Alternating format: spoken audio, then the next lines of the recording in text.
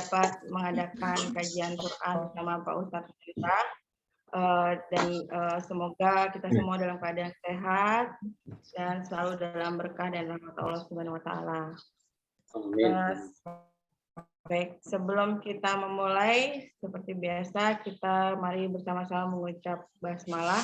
Bismillahirrahmanirrahim. Dan sedikit saya kembali mengingatkan tata cara atau adab kita dalam menuntut ilmu ya. Dan semoga acara ini juga dapat lancar berjalan. Yaitu pertama diharapkan pada saat Pak Ustadz Murinda nanti menyampaikan kajiannya, kita dapat menonaktifkan suara, kecuali pada saat nanti kita diminta untuk menjawab atau berinteraksi. Kemudian dalam keadaan bersuci, menyiapkan Al-Quran dalam bentuk mushaf maupun digital. Dan bagi yang tadi sudah mencatat ya, tadi juga sudah saya share di grup, mungkin sudah bisa menanda-nandai dulu ya, mana-mana saja surat yang nanti akan dibacakan. Kemudian komunikasi antar partisipan atau dengan Pak Ustadz dapat dilakukan nanti sesudah acara, dan mohon tidak bertanya atau berkomentar atau menyela sepanjang tausiah sebelum dibuka sesi tanya jawab kecuali diminta oleh Pak Indra. Baik, itu aja dari saya. Saya kira menyikat waktu kita bisa mulai. Waktu dan tempat saya persilahkan Pak Indra. Mohon dapat di-mute semuanya ya. Terima kasih. Assalamualaikum. Waalaikumsalam. Assalamualaikum. Aku dengar nggak ya suaraku? Iya. Iya. Kedengeran ayam. Dengar aja. Assalamualaikum Pak Indra. Waalaikumsalam. Ini di Kebon Jeruk, nggak ada sinyalnya, agak rewel. Iya, ayam. Nggak ada wifi rumahku. Tapi Tante di mana? Di Kebon Jeruk? Di Kebon Jeruk. yang sama Mas Doni kan? Di Kebon Jeruk. Lama nggak ketemu. Iya, di Kebon Jeruk dengan Doni. Oh iya. Iya, Tan. Iya, Mbak Wandu. Apa kabar? Baru kelihatan, Mbak Wandu. Iya, Tante. Baik, kita mulai aja ya. Iya. Baik.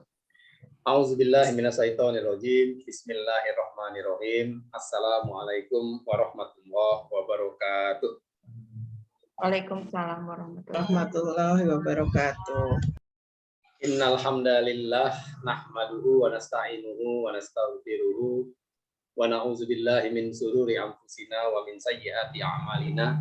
May yahdihillahu fala mudhillalah wa may yudlil fala hadiyalah. Amma ba'du.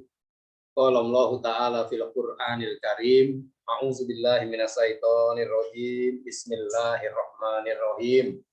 Wala taqfu ma laisa laka bihi ilm. Innas sam'a wal basara wal fuada kullu ulaika kana anhu mas'ula. Al-ayah. Yang saya hormati seluruh keluarga besar almarhum Bapak Sapardi yang insya Allah semuanya dicintai dan dirahmati Allah. Tapi khusus ada Eyang Dari dan Eyang Woro keluarga, dan juga semua yang hadir pada kajian Zoom kita pagi ini. Mari sama-sama kita bersyukur kepada Allah karena atas izinnya kita dapat kembali berkumpul bertatap muka meskipun tidak secara langsung ya Mbak Luti ya. Semoga ini tidak mengurangi semangat kita untuk terus belajar bersama, mengisi sisa-sisa waktu dan umur yang Allah berikan kepada kita dengan hal-hal yang bermanfaat. Semoga Allah meridhoi apa yang kita lakukan pada pagi ini. Dan semoga berkumpulnya kita hari ini menjadi alasan yang kuat bagi Allah untuk melimpahkan rahmat, taufik, dan hidayahnya agar masuk ke dalam hati kita masing-masing. Sehingga setiap kita bisa memiliki hati-hati yang bening, hati yang lembut, hati yang mudah untuk memaafkan, dan hati yang selalu cerdas untuk bisa bersyukur, berhamdalah atas setiap takdir yang Allah tentukan terjadi dalam kehidupan kita. Meskipun terkadang takdir Allah itu berseberangan banget ya dengan keinginan hati kita. Shalawat dan salam selalu tercurah kepada junjungan kita, manusia terbaik sepanjang zaman, Nabi Muhammad Sallallahu Alaihi Wasallam. beserta keluarganya, sahabatnya, dan semoga sampai kepada kita semua umatnya yang senantiasa berusaha untuk bisa mengikuti segala sunnah-sunnahnya sampai hari kiamat nanti. Untuk itu, mari sama-sama kita awali silaturahim kita pagi ini dengan membaca basmalah. Bismillahirrahmanirrahim. Ya, baik. Keluarga almarhum Bapak Supardi yang dirahmati Allah, sebelum kita masuk ke materi hari ini yang berjudul berdakwah dengan hikmah atau dakwah bil hikmah, saya ingin mengajak kita semua untuk berdoa kepada Allah. Astagfirullahaladzim, astagfirullahaladzim, astagfirullahaladzim. Bismillahirrahmanirrahim. Allahumma inna nas'aluka ilman nafi'an wa na'udzubika min ilmi la yanfa'. Ya Allah, berikanlah kami ilmu yang bermanfaat dan lindungilah kami dari ilmu-ilmu yang tidak bermanfaat.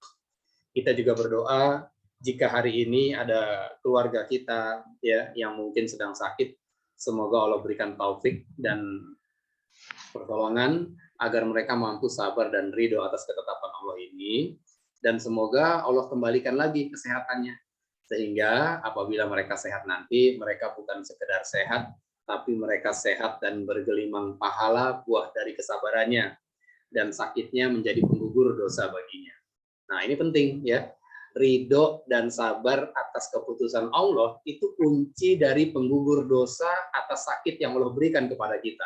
Itu kunci.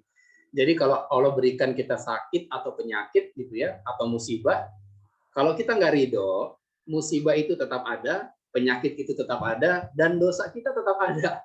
Nggak hilang, ya. Jadi kata kuncinya adalah disabar dan ridho atas keputusan Allah. Nah, itu penting, ya. Dan kita berdoa lagi, semoga jika ada saudara kita belum bergabung karena masih dalam perjalanan, semoga Allah lancarkan dan selamatkan perjalanannya. Yang tidak bisa bergabung karena harus berikhtiar, semoga Allah mudahkan ikhtiarnya dan Allah berikan hasil yang maksimal. Dan jika ada keluarga kita, sahabat kita, atau keluarga besar kita yang mungkin mendahului kita, ya, termasuk orang tua kita, semoga Allah maafkan dan ampuni segala hilaf dan salahnya. Allah tutup aib-aibnya di dunia dan di akhirat, dan Allah terima semua amal ibadahnya dan ditempatkan di tempat terbaik di sisinya. Amin ya rabbal alamin. Kemudian terakhir kita mohon kepada Allah semoga ya kita dimasukkan ke dalam golongan orang-orang yang akan Allah mudahkan untuk bisa menginjakkan kaki kita di tanah sucinya Allah, untuk bisa melaksanakan ibadah haji dan umroh dengan mabrur dan mabruroh bersama-sama dengan keluarga kita yang kita cintai dan orang-orang yang kita sayang, dan dalam keadaan sehat walafiat serta berkecukupan. Amin ya rabbal alamin. Ala hazihi niyat wa fi kulli niyatin sholihah. Al-Fatihah. A'udzubillahi minasyaitonir rajim. Bismillahirrahmanirrahim. Iya,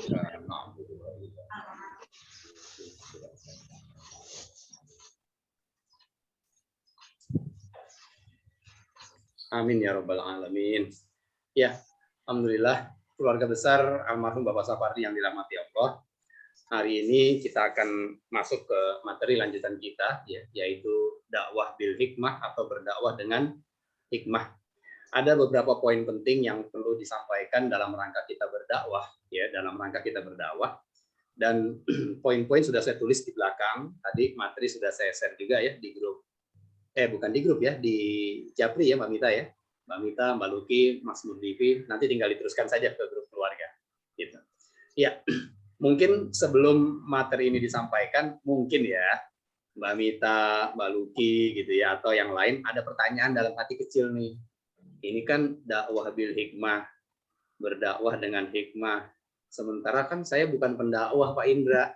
Saya nih nggak niat jadi ustadz atau ustazah gitu. Terus apa perlunya materi ini buat saya? Mungkin ya, mungkin ada pertanyaan itu walaupun tidak diutarakan. Nah, emang, oh betul ya, betul ya Mbak Lili ya, iya.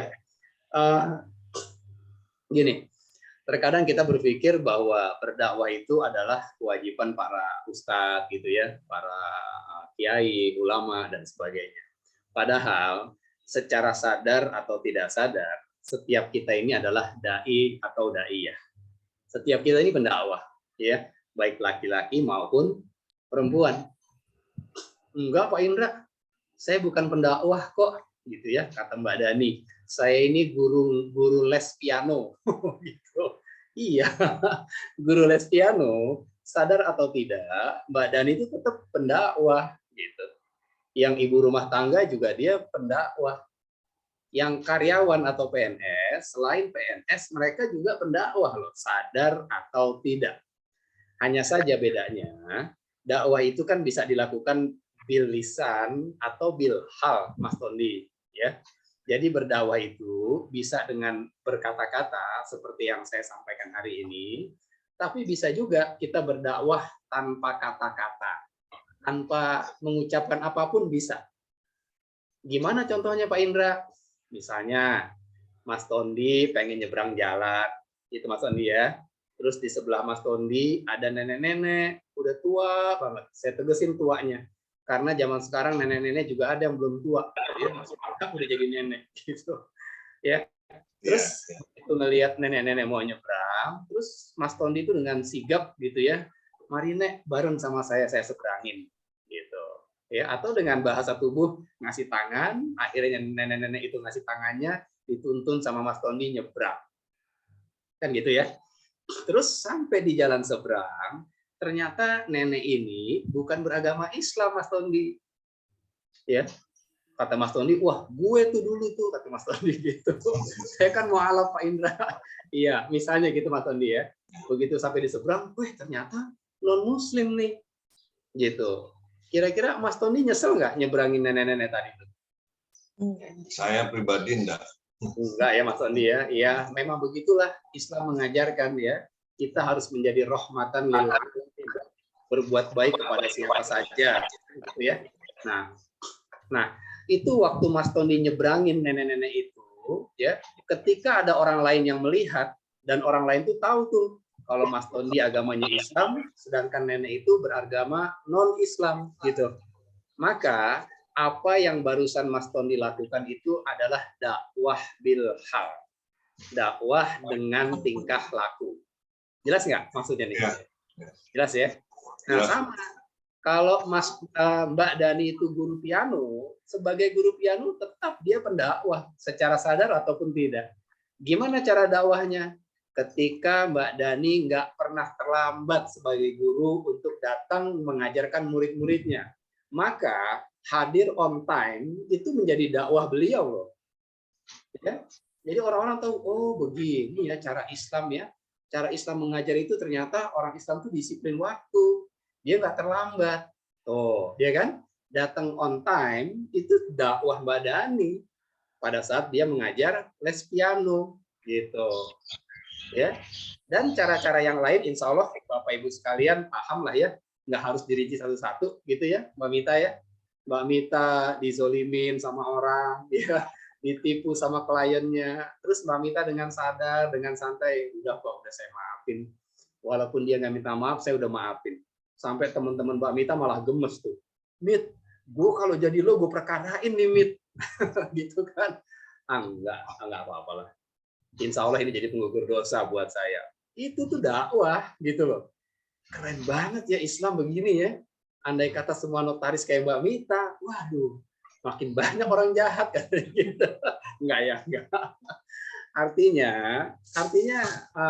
sadar atau tidak sadar, siapapun kita, apapun profesi kita hari ini, sesungguhnya di balik profesi kita ada profesi tambahan.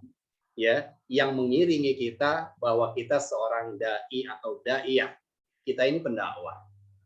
Bayangin Mbak Lili yang udah ngaji tahunan gitu ya. Mbak Lili ngaji tahunan, Mbak Luki ngaji tahunan, Mbak Mike, Mbak Mita, ya kan? Pakai kerudung semuanya. Kan cakep banget nih. Kita ngopi yuk. Mumpung PPKM udah nggak ada nih, udah dicabut alhamdulillah. Kumpul deh. Ya, kumpul di pasar modern BSD. Ngopi, duduk di meja satu. Terus ternyata ada Eyang Woro juga. Eyang Woro, terus ada Mbak siapa Bu? Mbak Dinda dan cucu-cucunya kumpul di meja 13. Jaraknya jauh tuh.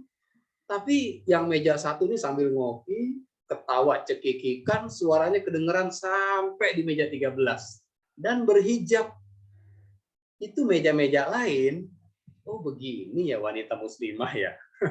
Kalau ngomong tuh teriak-teriak, kalau ketawa tuh apa tuh ya nggak dijaga misalnya suaranya dan sebagainya. Ingat loh, segala tingkah laku kita itu adalah bentuk dakwah kita secara sadar atau tidak kepada orang di luar kita. Maka ya materi ini tetap perlu, baik buat notaris, buat ibu rumah tangga, buat pengacara, buat PNS, AP apa sekarang istilahnya, ASN dan sebagainya. Buat nenek-nenek juga ini perlu materi ini. Buat cucu juga perlu. Ya, gimana seorang cucu menjelaskan atau memberitahu sesuatu kepada orang yang lebih tua dari dirinya. Oh, ini materi perlu banget. Jadi jelas ya. Semoga walaupun materi ini sepertinya bukan buat saya, ternyata buat saya banget nih, buat kita banget. Ya, dijelaskan seperti ini supaya akhirnya kita serius gitu. Oh iya, ternyata ini buat gue juga nih. Ternyata buat saya juga. Gitu ya, Mas Divi ya. Ya, poin pertama, ya keluarga besar Sapardi yang dirahmati Allah, bahwa ketika kita berbicara tentang dakwah bil hikmah, ada dua pihak gitu ya, yaitu subjek dan objek dari dakwah itu sendiri. Ya, kalau bicara subjek dakwahnya, maka setiap kita harus melakukan dakwah. Setiap kita. Ya, Mbak Luki sebagai karyawan bank juga harus berdakwah di kantornya. Di kantornya, di perjalanan dari rumah menuju kantor, baik diantar Mas Budi ataupun naik busway misalnya, tetap tuh selama perjalanan dari rumah ke kantor itu menjadi lahan atau ladang dakwah buat Mbak Luki. Ya, ketika Mbak Luki mau berbagi duduk dengan ibu-ibu yang sedang hamil di busway, Mbak Luki duduk duluan nih. Ibu-ibu naik tanpa diminta, Mbak Luki langsung berdiri, silahkan Bu, itu dakwah Mbak Luki. Ya kan? Itu dakwah. Oke, jelas tuh ya. Jadi setiap kita adalah subjek dakwah. Setiap kita harus melakukan dakwah. Terus objeknya siapa? Siapa objeknya kira-kira? Mbak Mita.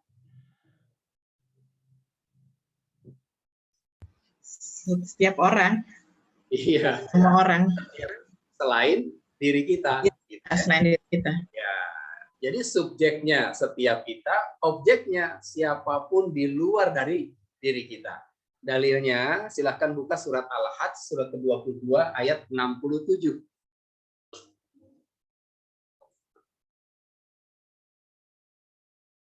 Silahkan dibuka. Mas Tondi, boleh tolong baca Mas Tondi ya.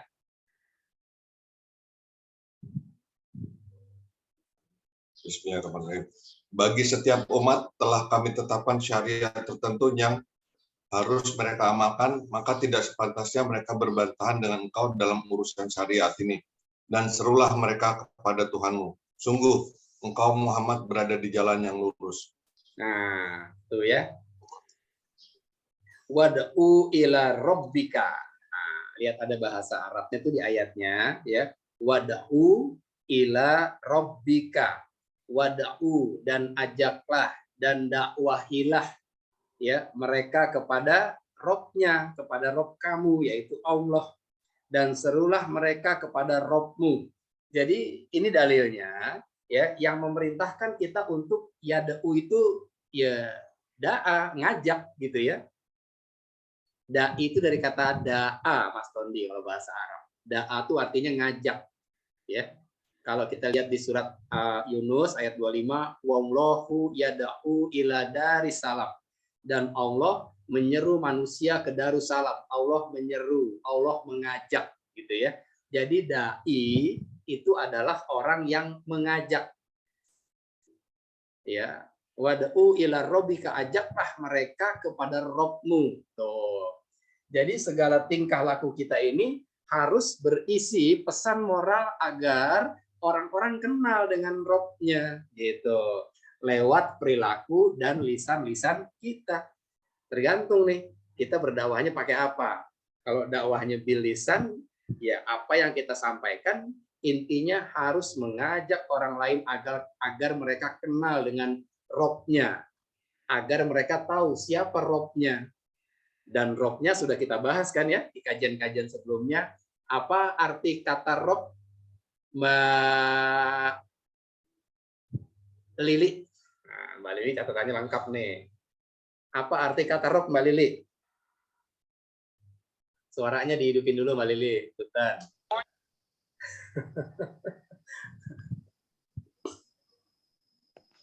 Di unmute, Mbak Lili. Mic-nya masih mati, Mbak Lili.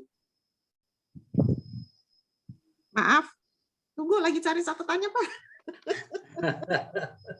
Nggak Habis apa-apa. katanya catatannya lengkap. Iya, Mbak Lili catatannya paling lengkap. Kalau kurang nanya ke saya. Allah yang kita ini ya. Tunggu. Ayo, masih ingat nggak? Nggak apa-apa. Kalau mau nyari nggak apa-apa, cari dulu. Dan itulah gunanya kita mencatat, gitu ya.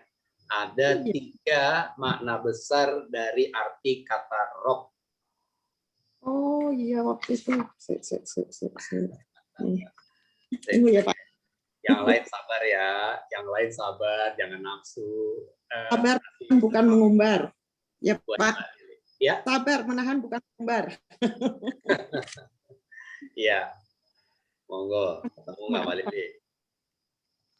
Kalau Aku Mbak buka. Lili nyari gitu ya, terus lama nggak ketemu, udah mulai ada perasaan pekewuh gitu ya, nggak enak sama yang lain, lambaikan. Iya. Biasanya Mbak Mita. Oke, lambaikan tangan ya. Kita serahkan ke Mbak Mita ya. Oke, kalau friend, Mbak Mita. Apa makna kata Rob, Mbak Mita?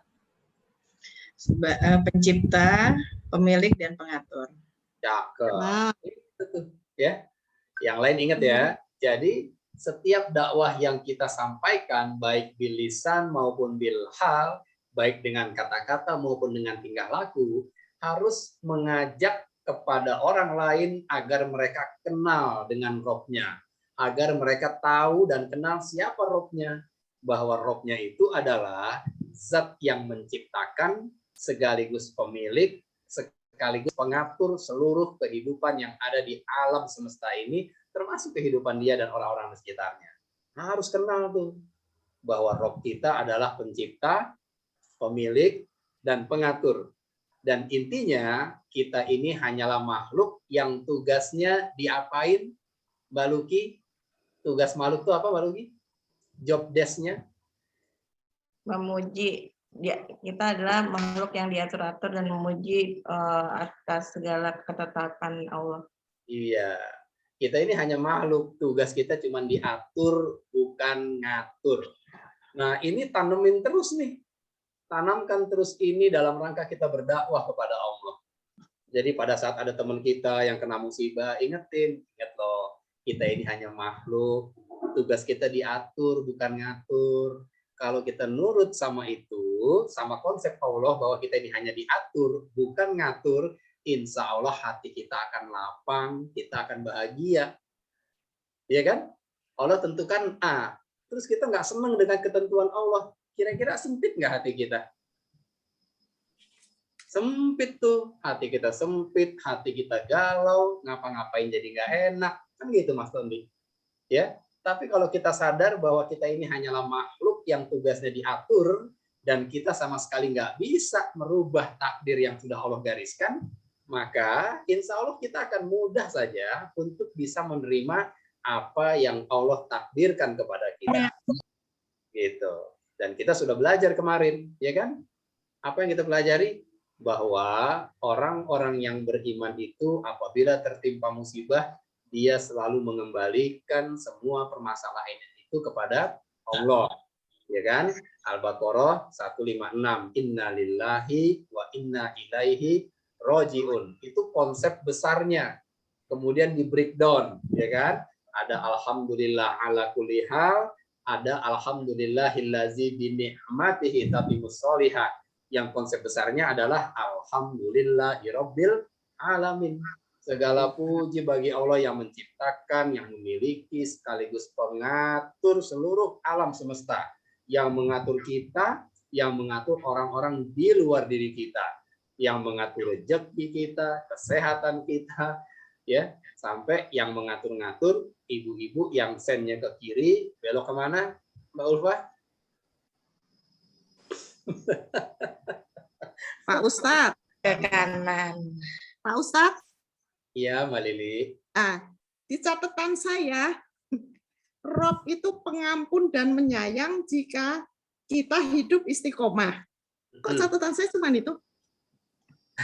Iya, nggak apa-apa, itu benar. Kenapa itu benar? Kan dijelaskan di awal bahwa Rob itu adalah satu kata dalam Al-Quran yang pada hakikatnya dengan satu kata Rob itu sudah mencakup seluruh nama-nama dan sifat pada Allah. Jadi kalau toh ternyata catatan Mbak Lili bukan pengampun, yang lain lagi nih, ya, Al-Mutakabir misalnya, Al-Mughni, Ar-Rafiq. Kok Allah di catatan saya maha lembut sih Pak Indra? Benar, nggak salah juga gitu loh. Tapi akhirnya Pak Ustadz ketemu juga yang pengatur, pemilik, dan pencipta. Iya, iya. Karena Mbak Lili sabar gitu ya, mau istiqomah nyari kok nggak ketemu si aku nih, hatinya ngebatin tuh Mbak Luki. Sambil nyari tuh catatannya kan beda. Akhirnya ditolong sama Allah. Ketemu catatannya. Orang kita ngajinya bareng, ya kan? Ngajinya bareng, gurunya sama, ya kan? Majelis taklimnya sama, kenapa beda? Saya kata Mbak Lili. Saya buka buku satu, tahunya di buku satunya. Berarti tidak dibaca ya Pak, maaf. Iya, Mbak Lili. Sudah jelas ya? Ya. Oke, jadi subjek dan objek dakwah sudah jelas semuanya ya. Coba diulang Mbak Woro, Eyang Woro. Nah, Eyang Woro masih monitor nggak? Eyang Woro dan perwakilannya deh. Ada Mbak Dinda di situ. Siapa subjek dakwah ini, Mbak Dinda? Umat kita semua. Iya, kita semua. Objek dakwahnya siapa, Mbak Dinda? Objek dakwahnya. Kalau subjek dakwahnya kita semua wajib berdakwah, kemudian objek dakwahnya siapa dong? Agama Islam. Ajaran Islam. Oke. Ada Mbak Nikita Fikri Cinta. Namanya cakep banget ini. Ini siapa nih? Mbak Nikita Fikri Cinta ini boleh? Istrinya Mas Taufik. Oh, anaknya Mas Taufik. Ya. Oke, Mbak Niki. Siapa objek dakwahnya, Mbak Niki? Objek dakwahnya. Ayo, siapa? Orang di luar kita. Selain daripada kita, saya bantu jawab. Soalnya kayaknya dia telat gabung. Oh, gitu, Mbak Riyati gemes. Mamahnya yang gabung. Dibantu Mamanya ibunya. yang bantu. Iya, ini namanya kerjasama yang baik antara anak dan ibu gitu ya. Dia telat masuk Pak Ustadz tadi. Oke, Lupa makasih ya dia. Mbak Ria ya. Makasih Bu Taufik. Nah, gitu tuh. Jadi subjeknya adalah kita semua wajib berdakwah dengan lisan ataupun dengan sikap kita. Sedangkan objeknya siapa saja di luar diri kita. Jelas ya? Dan apa materi dakwah yang harus kita sampaikan kepada orang lain di sekitar kita? Inti dakwahnya apa tadi? Memperkenalkan apa? Mbak Mita? Untuk memperkenalkan siapa? Jeng Mita ya? Iya, Jeng Mita. Ayo, Jeng. Ajaran Islam. Mengenal Rob. Untuk mengajak mengenal Rob. Iya, ajak semua manusia agar mereka kenal dengan Robnya. Kalau udah kenal Robnya, kita sudah sama-sama bahas, ya kan? The Miracle of Hamdalah. Ya, udah deh. Orang kalau udah kenal dengan Robnya, Mbak Woro mau pergi dari rumah terus hujan gede, tetap aja seneng. Bukan seneng kalau Mbak Woro, seneng gitu tuh dengan logatnya tuh, tetap aja seneng. Ya, berbisnis ketipu, alhamdulillah. Dapat untung gede, alhamdulillah. Udah happy aja deh. Orang kalau udah kenal dengan Robnya, itu udah nggak ada cerita sedih, nggak ada cerita galau, pokoknya happy. Bayangin, kalau setiap orang kenal dengan Robnya, kira-kira kehidupan kita nih asik nggak sih, Mbak Woro? Ya. Kalau semua orang kenal dengan Robnya, semua orang paham bahwa mereka cuma diatur bukan ngatur-ngatur. Kira asik nggak hidupnya? Asik. Asik banget. Asik sekali. Nah, tuh, deh, itu tuh ya. Ya, yang Woro ya. Iya, harus Poin dua. Hai, maaf ya aku masih di jalan. Assalamualaikum. Salam ya, buat yang nyetir. Ya. Iya, di jalan aku mau nyetir. Ingat adab dalam berilmu ya. Ingat adabnya. Oke. Jadi silakan dilanjut Mbak Nia nyetirnya, fokus ke jalan, semoga selamat dan lancar sampai di tujuan. Oke, kita lanjut ya. Yang kedua, ya, ini penegasan dari poin pertama bahwa dakwah itu adalah profesi dari setiap kita. Ya. Apapun profesi kita, Mbak Nia ibu rumah tangga, tapi sebagai ibu rumah tangga Mbak Nia juga harus menjadi seorang pendakwah. Harus, nggak bisa enggak. Ya. Sebagai apalagi tadi sebagai pengacara, tetap dia juga sebagai pendakwah. Sebagai developer, dia juga sebagai pendakwah. Gitu. Apapun profesi kita, tetap kita harus menjadi pendakwah di bidang kita masing-masing. Itulah yang dicontohkan oleh Rasulullah dan para sahabatnya. Lihat ya, Rasul berdakwah nggak dulu Rasulullah? Oh, WA lebih enak kayaknya ya. Aku kirim-kirim. Eyang Woro ya, Eyang Woro. Siapa cucunya namanya nih? Yang sebelah kanan Eyang nih? Vina. Cina ya? Ya. Ya. Dulu Rasulullah berdakwah nggak, Vina? Iya. Iya, karena beliau Rasul, ya kan? Tugasnya emang berdakwah. Terus ada juga ya di zaman Rasul itu sahabat Rasul yang namanya Bilal. Bilal itu nabi bukan? Bukan. Tapi Bilal berdakwah nggak? Iya. Iya, Bilal walaupun dia marbot, walaupun dia muazin, bukan Rasul, tapi Bilal berdakwah dengan ahad-ahadnya itu. Ya, luar biasa tauhid Bilal tuh. Terus kita kenal lagi ada nama Abdurrahman bin Auf, nabi atau bukan? Bukan. Rasul atau bukan? Bukan. Businessman. Abdurrahman bin Auf businessman. Tapi dia berdakwah nggak dengan bisnisnya? Berdakwah dengan bisnisnya, gitu, ya kan? Dia berbisnis dengan jujur, kemudian dia nggak pernah lupa berbagi dari rezekinya, itu dakwah semua tuh. Intinya apa yang telah dicontohkan oleh para nabi dan rasul dan juga para sahabatnya, walaupun mereka bukan nabi atau rasul, masing-masing mereka berdakwah di bidang mereka masing-masing, gitu.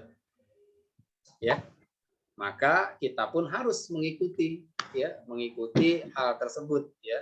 Berdakwahlah di bidang kita masing-masing dengan dakwah terbaik yang bisa kita lakukan. Jelas ya, insya Allah ya. Poin berikutnya. Apa poin berikutnya Mbak Luki? Tetaplah atau teruslah berdakwah meskipun tidak mudah atau banyak yang menentang. Nah, ya. Tetaplah berdakwah meskipun dakwah ini nggak gampang, nggak mudah, ya. Atau meskipun dakwah atau ajakan kita ini ternyata banyak yang menentang. Ini harus jadi mental nih, ya. Ini harus jadi mental kita dalam mengajak orang memperkenalkan rohnya. Terus aja. Walaupun terima, ya kan? Walaupun nggak diterima, walaupun mungkin ditolak, gitu. Ya, coba kita ingat ya, dulu para nabi itu dakwahnya mulus-mulus aja atau banyak rintangan nggak sih? Banyak rintangannya, ya. Dan sunatullahnya nih, ya, garisnya itu ketetapannya biasanya yang banyak menentang dakwah itu justru datang dari kalangan terdekat kita, bisa pasangan kita, ya bisa pasangan kita, bisa anak kita sendiri malah yang nentang, gitu. Ya, ini mesti diingat nih bahwa ketika kita berdakwah, kita mengajarkan tentang roh kita kepada siapapun, sunatullahnya yang terjadi kebanyakan dakwah itu ditentang justru dari orang-orang terdekat kita. Lihat, Nabi Lut Nabi Lut berdakwah nggak? Berdakwah. Siapa orang yang paling menentang Nabi Lut? Mbak Arya Surapati. Siapa tuh Arya Surapati tuh? Mbak Anaknya Detondi. Anaknya Detondi, laki-laki itu Arya. Iya, Arya, namanya Arya tapi mukanya Ulfah gitu. Ayo Mbak Ulfah. Nabi Lut berdakwah nggak Mbak Ulfah? Berdakwah. Siapa orang yang paling menentang dakwahnya Nabi Lut? Mbak Ulfah. Nggak tahu kayak gitu. Nggak tahu. Ayo silahkan Mbak Ulfah kalau mau lempar ke siapa? Banyak pilihan nih. Mbak Lili. Mbak Lili tuh. Angkep bolanya Mbak Lili. Siapa? Istrinya sendiri tuh. Nabi Lut itu berdakwah. Dan orang yang paling menentang dakwah beliau, istrinya sendiri. Tuh. Nabi Yusuf. Berdakwah nggak Nabi Yusuf? Waalaikumsalam. Eyang dari sehat Eyang ya. Ayo Eyang, Nabi Yusuf berdakwah nggak Eyang? Yusuf. Iya. Suaranya tolong dihidupin dong Mas Dodi. Suaranya Eyang.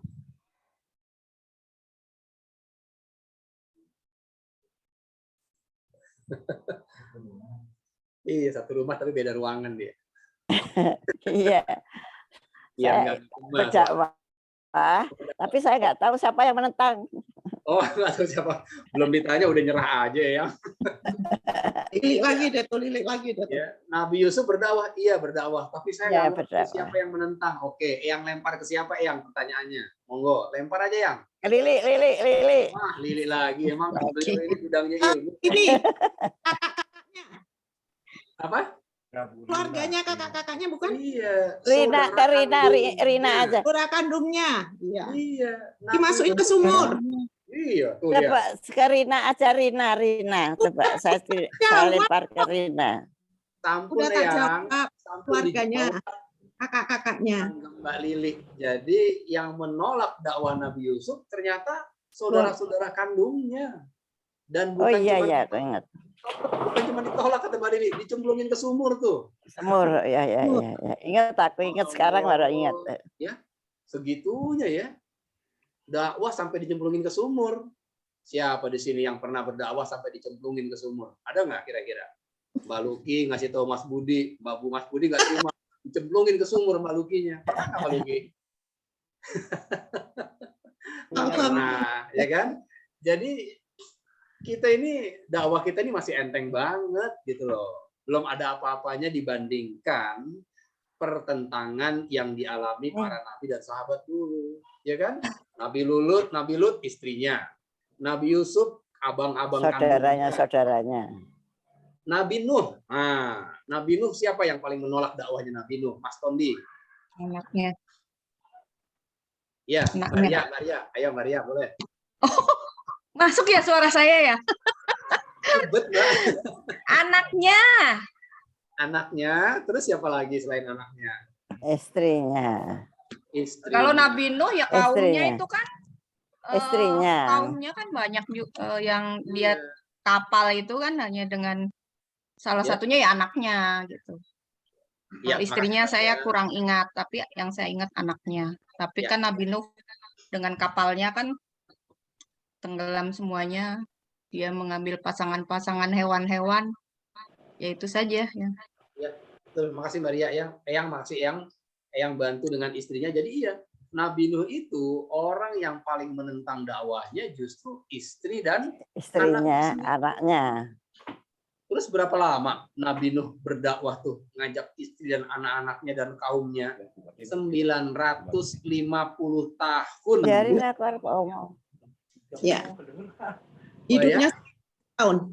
950 tahun berdakwah, justru istri sama anaknya orang terdepan yang nolak dakwahnya beliau. Kayak apa tuh? Ya, kesabaran Nabi Nuh dalam berdakwah. Oh. Ya, bahkan silakan dibuka ayatnya, ya. Lihat nih, surat 71. Surat Ayat. Nuh ayat yang ke-7. Gimana sih gayanya para umat Nabi Nuh ketika sama Nabi Ayat Nuh? piro? Ayat berapa? 7. Surat Aduh, maaf, 71 ayat 7 ya. Ayat 7. Suratnya surat 71 ya. 71. Ayatnya ayat 7. Ini 71 ayat 7. Mana? Oh. 7. Iya benar, ngomong. Jangan berantem. Kok ya sih? Ayo jangan berebut. Kalau kurangnya satu ntar saya tambahin. Surat berapa? 71 Tante. 7. Iya kok Yasin kamu? Mana? Salah. Ditulis tegolek itu 71. Ustadz, Safina mau baca Ustadz. Safina mau baca, boleh. Ayo Safina yang baca. Aku setiap Yang kali- lain nyimak ya, yang lain juga cari ayatnya, usahakan ketemu. Terus lihat. Udah Ayo. ketemu. Dan sesungguhnya aku setiap kali menyuruh mereka untuk beriman agar engkau mengampuni mereka. Mereka memasukkan anak jarinya ke telinganya dan menutup baunya ke wajahnya dan mereka tetap mengingkari dan menyombongkan diri. Nah, ya, coba ulang sekali lagi Safina, tapi bacanya pakai rem. Pelan-pelan gitu. Yang ada komanya berhenti dulu, tarik nafas, lanjut lagi. Pelan-pelan, coba. Sekali lagi. Ayo Safina. Safina, mic-nya mati tuh mic-nya. Ya, Dan monggo. sesungguhnya aku setiap kali menyuruh mereka untuk Menyeru, bukan menyuruh ya. Menyeru. menyeru mereka untuk beriman agar engkau mengampuni mereka. Mereka memasukkan anak jarinya ke telinganya dan menutupkan bajunya ke wajahnya dan mereka tetap mengingkari dan menyombongkan diri. Oh. Wa inni kullama da'autuhum. Dan sesungguhnya setiap kali aku berdakwah kepada mereka, lihat kali ayat Arabnya tuh ya. Da'autuhum, da'au itu dari kata da'a. Da'a artinya mengajak atau mendakwahi mereka. Jelas ya? Jadi kalau Mbak Luki dengar kata dakwah, Mbak Luki, itu dari kata da'a. Bahasa Arabnya artinya mengajak. Orang yang mengajak disebut da'i kalau laki-laki. Kalau maskulin, kalau feminin disebutnya da'iyah. Ya, dari kata ngajak. Jadi berdakwah itu sebenarnya ngajak gitu. Ya. Nah, lihat nih. Nabi Nuh cerita, sungguh nih, setiap kali aku berdakwah, setiap kali aku ngasih tahu umatku, ya agar Allah mengampuni mereka, apa yang dilakukan umatnya tuh selama 950 tahun? Setiap Nabi Nuh bicara, mereka selalu menutupkan jarinya ke telinga mereka. Mbak Ulfah, bayangin. Mbak Ulfah ngomong nih, Mas Tondi nggak boleh gitu. Mas Tondinya begini. Ya, terus ngomong aja, kata Mas Tondi. Gue lagi pakai headset, kalau bahasa anak sekarang gitu. Ngomong deh, aku pakai headset nih. Atau diginiin itu, digituin tuh. Kita ngomong, mereka tutup kuping, mukanya ditutup pakai baju. Sama aja bilang, lo ngomong deh sama tembok, kalau kata anak sekarang begitu tuh. Berapa lama? 950 tahun begitu. Tuh. Makanya tetaplah berdakwah, tetaplah ngasih tahu meskipun ada tantangannya, Mbak Luki. Dan ingat sunatullahnya, tantangan yang terberat biasanya datang dari orang paling jauh atau orang terdekat kita. Mbak Luki. Orang terdekat biasanya orang sekitarnya. Kita. Berarti siapa tuh orang terdekat kita? Bisa keluarga, bisa suami, istri, anak, keponakan, dan seterusnya. Ingat, ketika Rasulullah berdakwah di kota Mekah, Rasulullah itu kan dari kaum Quraisy, ya. Yang paling banyak menentang Rasulullah siapa? Kaum kafir Quraisy. Berarti siapa tuh? Keluarga besarnya Rasul, ada Abu Jahal, Abu Lahab, Abu Thalib, itu pamannya semua loh. Ingat loh. Jadi kalau Rasul ditentang di kota Mekah, itu yang menentang keluarga besar beliau. Iya kan? Pernah dengar cerita Nabi Muhammad diboikot selama bertahun-tahun? Pernah nggak dengar kisahnya Nabi Muhammad itu diboikot? Pernah, Mbak Lili. Nabi Muhammad itu diboikot, ya, sampai makan daun-daunan kering tuh Rasulullah tuh, diboikot. Pertanyaannya, yang boikot siapa? Keluarga besar beliau loh. Kalau sekiranya Mas Tondi yang berdakwah hari ini, yang boikot Mas Tondi itu keluarga besar Sapardi. Mbak Luki boikot, Mbak Mita boikot, ya, Mas Doni boikot. Udah, jangan disupport Tondi, biarin aja dia sengsara. Dan itu bertahun-tahun loh. Ya, jadi kalau kita baca kisah Rasulullah diboikot, itu yang boikot keluarga besarnya beliau. Kalau ada orang yang niat membunuh Rasulullah, Abu Jahal, Abu Lahab, itu keluarganya Rasulullah tuh. Masih keluarga Mbak Luki, bukan orang lain. Abu Thalib tinggal serumah dengan beliau. Beliau dirawat sama Abu Thalib. Ya, tapi Abu Thalib sampai wafatnya nggak terima dengan dakwah Rasulullah. Coba itu. Kalau nggak punya tekad dan kesabaran yang luar biasa, mundur. Betul nggak kira-kira? Iya, tapi Rasul terus berdakwah sampai akhir hayatnya. Jadi gitu mental kita dalam berdakwah. Kita terus berdakwah sampai kapan? Ya sampai antara dua aja deh. Kalau nggak lo yang meninggal, gue yang meninggal, baru gue berhenti. Gitu. Iya kan? Dan kalau kata-kata mutiara dari para ulama, sampai kapan kita berdakwah nih? Sampai salah satu kaki kita menginjakkan kakinya di surga, baru berhenti dia berdakwah. Gitu Mas Doni. Terus aja ajak Mas Doni, teman-teman ajak gitu ya. Oke, lanjut ya. Poin berikutnya apa? Mas Doni, poin berikutnya apa? Setelah tetap berdakwah walaupun nggak gampang. Lihat Nabi Nuh, inget tuh, dicuekin abis. Pada tutup kuping, tutup muka, dan tetap aja diingkari oleh umatnya. Nah, poin berikutnya apa Mas Doni? Dakwah dengan hikmah itu. Ya. Nah, poin berikutnya, karena ternyata kita diperintahkan untuk keep on dakwah, teruslah melakukan dakwah, teruslah mengajak orang-orang kepada kebaikan, kenalkan mereka kepada rohnya, maka kita butuh modal nih. Kita butuh modal. Apa modalnya? Modalnya adalah ilmu dalam berdakwah.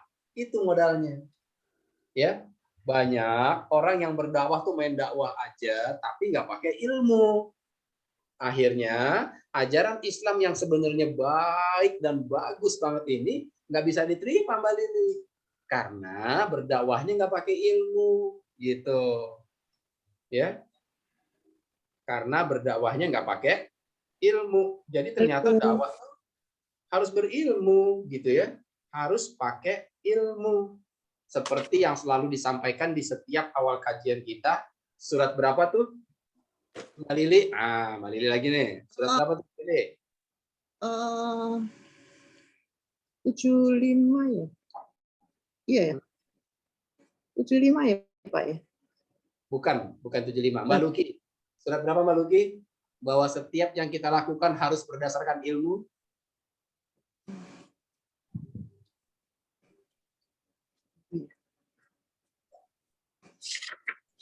Saya lupa juga, Pak. Lupa juga. Mbak Mita. Ayatnya lupa. Lupa ayatnya. Mbak Stondi. Lupa suratnya kayaknya nih kalau Stondi.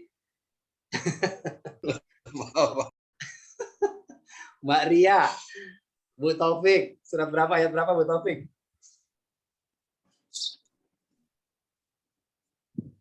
Nggak hafal Pak Ustadz. Nggak hafal. Mbak Ulfa. Kalau lihat dari matanya mah inget kayaknya di Mbak Ulfa. Kalau dari itunya ya alim. Maha mengetahui, maha ini. Ya, dalam nama Asmaul Husnanya. Saya ingatnya itu.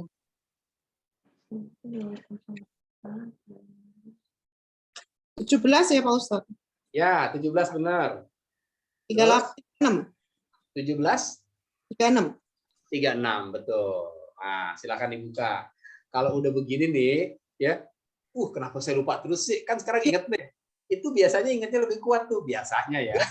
biasanya. Ini ayat yang selalu dibaca di setiap sebelum kita mulai kajian, kan gitu ya? Kan saya selalu baca nih Maluki. Ya, kalau saya nggak lupa ya, insya Allah saya baca ayat ini. Wala taqfu ma laisa laka bihi ilm. Inna sam'a, kan gitu kan ya? Inna sama wal basyara wal Qur'an kullu ulaika kana anhu mas'ulan. Apa tuh artinya? Dan yang mana, yang bawah atau yang atas? Kalau yang dibaca Pak Ustadz, sesungguhnya pendengaran, penglihatan, dan hati semuanya akan ditanya. Yang atasnya berarti? Ya. Dan janganlah engkau turut apa-apa yang engkau tidak ada ilmu padanya. Sesungguhnya pendengaran, penglihatan, dan hati semuanya akan ditanya. Iya tuh. Emang Pak Ustadz selalu baca itu? Kayaknya enggak deh.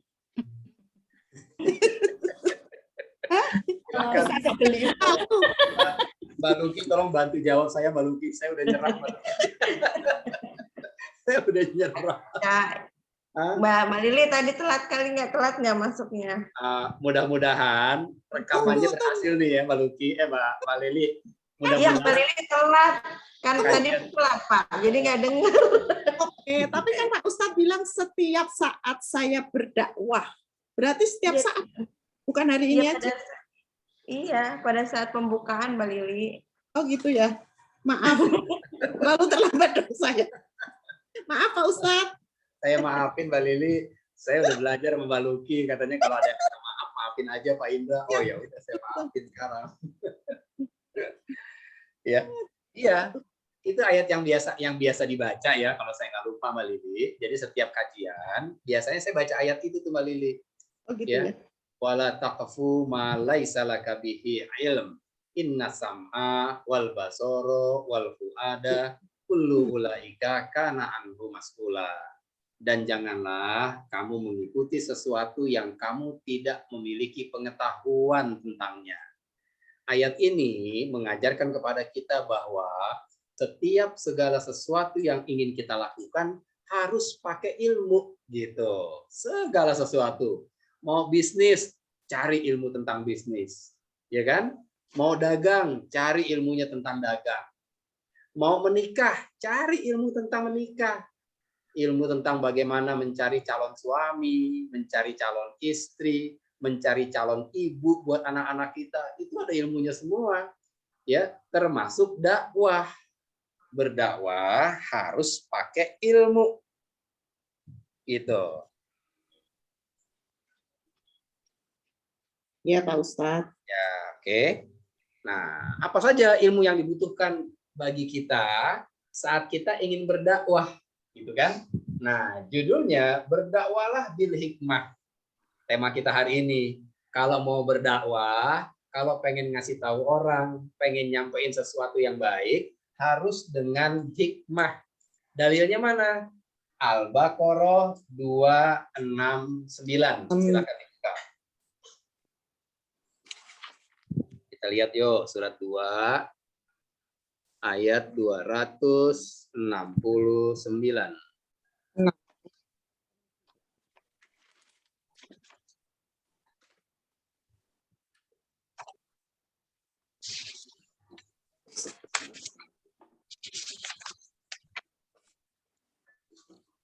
Ya, oke. Ya. Ya, ketemu ya. Monggo, silakan. Mas Ton, siapa yang belum baca ya? Pak Taufik boleh kalau mau baca Pak Taufik?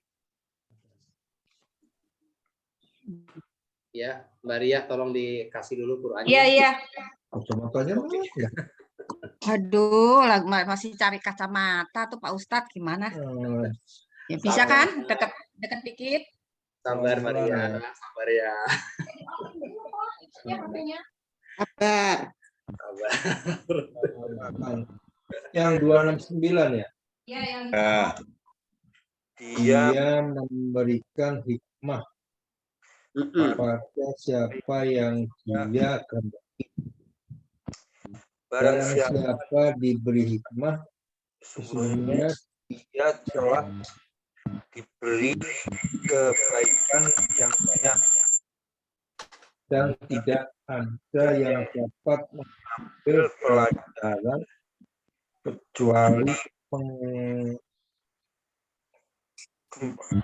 kecuali orang-orang yang mempunyai akal sehat. Nah, ya. Ini dalilnya, perhatikan ya semuanya. Ya, apa yang Allah sampaikan di ayat ini? Yu'til hikmata mayyasya. Dan Allah memberikan hikmah kepada siapa yang Dia kehendaki. Pertanyaannya kan, apa sih hikmah Pak Indra? Betul nggak Mbak Luki? Ya, ulama menjelaskan bahwa makna kata hikmah ya di ayat ini adalah menempatkan segala sesuatu pada tempatnya, pada porsinya, pada waktu yang tepat, pemilihan kata yang tepat, cara yang tepat, itu bil hikmah maksudnya. Ya. Jadi berdakwah, menyampaikan sesuatu itu harus dilakukan dengan hikmah gitu. Dan tidak semua orang bisa berdakwah dengan hikmah, Mbak Mita, Mbak Lili. Banyak orang bisa berdakwah, banyak orang ngajak pada kebaikan, tapi caranya tanpa hikmah gitu. Apa tuh hikmah? Berdakwah itu harus lihat momennya, waktunya pas apa enggak gitu, ya. Pemilihan katanya pas atau tidak. Gitu, harus diperhatikan tuh. Itulah yang disebut bil hikmah. Maka kata Allah, barang siapa yang diberikan hikmah, barang siapa yang diberikan kemampuan untuk berbicara pada saat yang tepat, dengan cara yang tepat, ya, dan sebagainya, maka sesungguhnya dia telah diberikan kebaikan yang banyak banget kata Allah. Apa contohnya? Apa contoh dakwah bil hikmah? Contoh, ya, setiap kita kan pasti punya masa lalu yang nggak terang, betul nggak Mas Tondi? Setiap kita nih pasti, ya, mau Mas Tondi, mau saya nih terutama, ya Mbak Mita, Mbak Luki, pasti pernah mengalami masa-masa di mana kita jauh banget dari Allah, jauh banget dari Quran, kan gitu. Setiap kita tuh pasti pernah mengalami itu. Dan hari ini pun masih banyak orang-orang yang masih jauh dari Allah dan Quran. Betul nggak? Hari ini nih, ketika mudah-mudahan ya, mudah-mudahan kita benar-benar sudah lebih dekat kepada Allah. Mudah-mudahan nih, jadi kita nggak klaim bahwa diri kita udah baik. Enggak. Kita bermohon semoga apa yang sudah kita lakukan selama ini adalah cara kita untuk lebih dekat lagi kepada Allah. Oke. Terus hari ini kita ingin ngajak nih. Kita ingin ngajak lagi orang lain untuk juga sama-sama mendekat kepada Allah. Itu ceritanya, ya. Kan caranya beda-beda nih. Ya. Waktu kita ingin ngajak sahabat kita yang hobinya main musik, hobinya gitaran, Mbak Lili. Ya. Hobinya gitaran, tapi ini anak baik nih. Ya. Terus begitu kita mau ngajak dia, kita ngomongnya begini. Lo masih main gitar aja, haram tahu. Udah ngaji sini sama gue. Kira-kira mau nggak dia ikut kalau begitu caranya, Mbak Lili? Mau, nggak mau. Kenapa dia nggak mau, Mas Tondi? Ya, dipaksa. Apa? Dipaksa. Iya. Hobinya, dipaksa. memberhentikan hobinya. Iya. Mbak Putri, Mbak Mita. Kenapa Mbak Mita? Kalau cara itu kok nggak efektif gitu ya? Kenapa sih kira-kira Mbak Mita? Tidak pas, tidak menempatkan sesuai dengan yang diajak. Iya, silahkan buka suratnya, surat Al-An'am.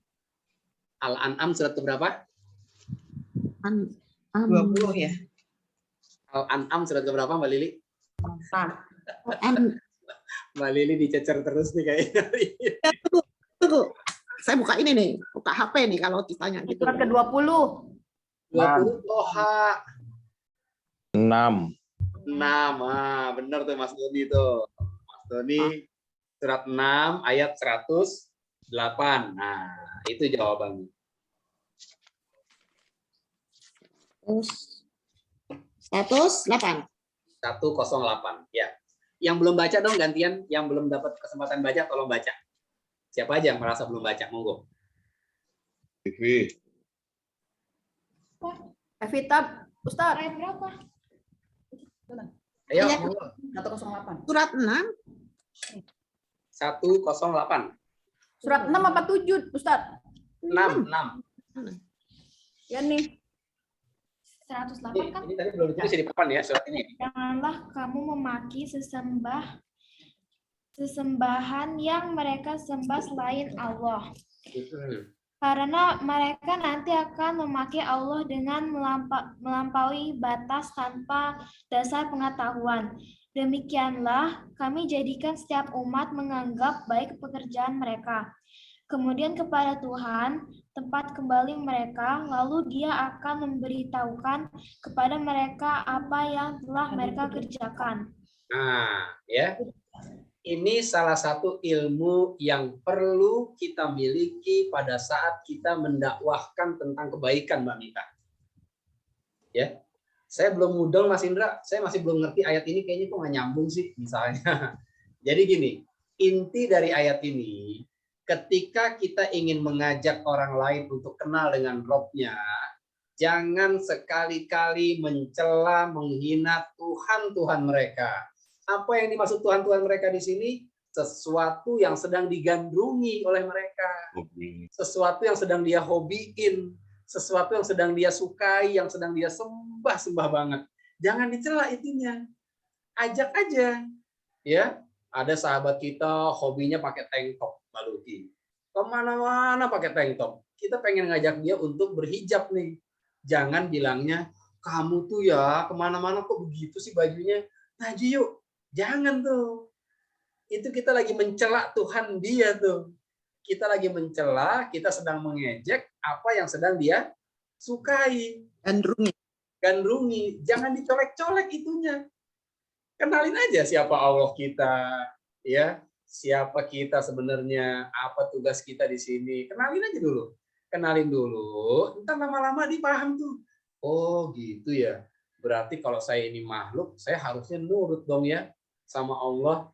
Ketika Allah bilang A, ya saya harus A. Iya gitu tuh. By proses. Jadi, jangan pernah mencela Tuhan orang yang ingin kita ajak untuk berdakwah. Teman kita masih ngerokok. Jangan ngerokok. Enggak gitu caranya.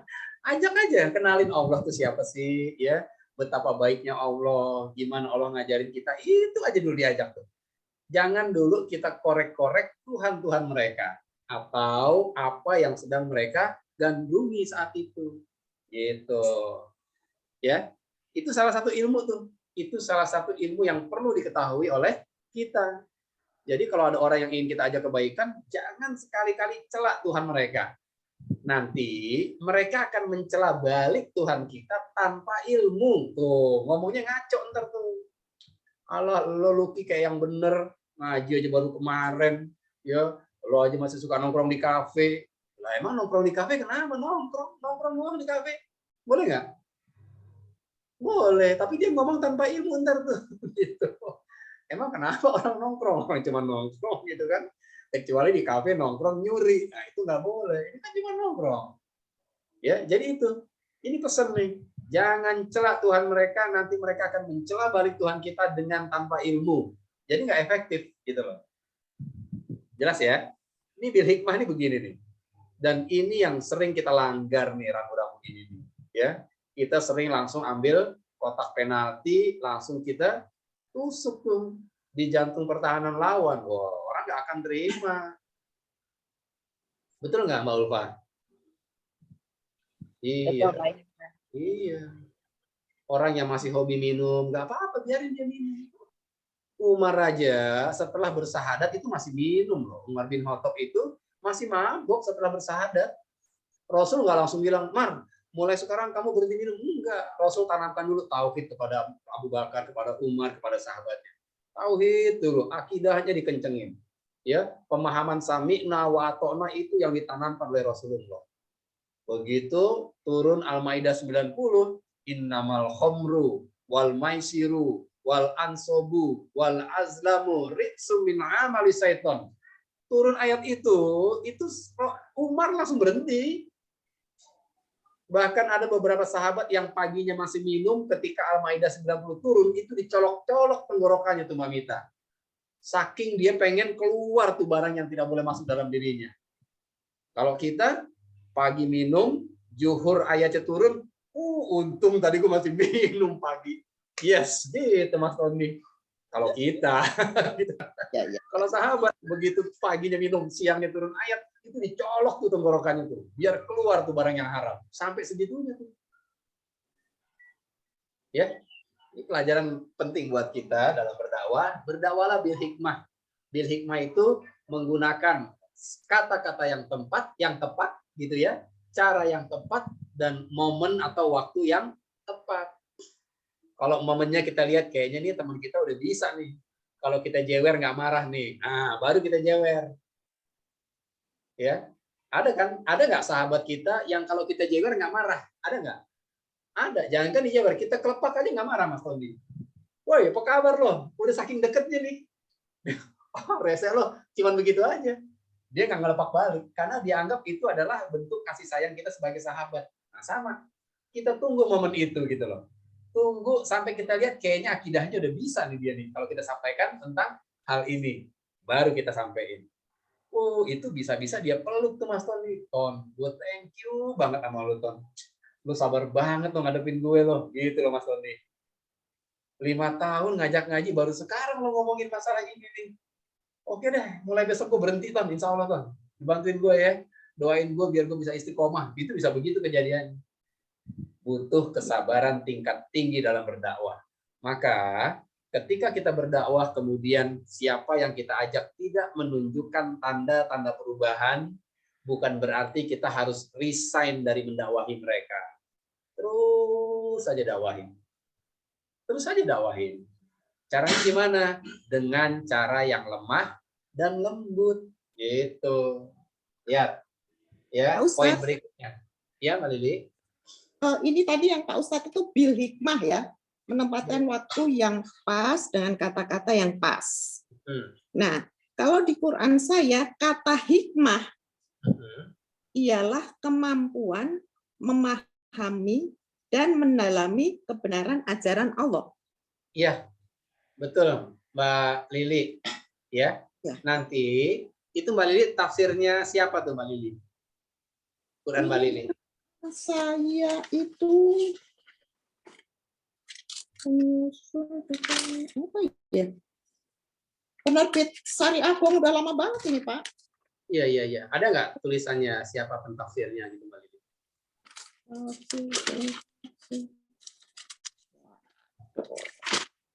Nanti saya cari.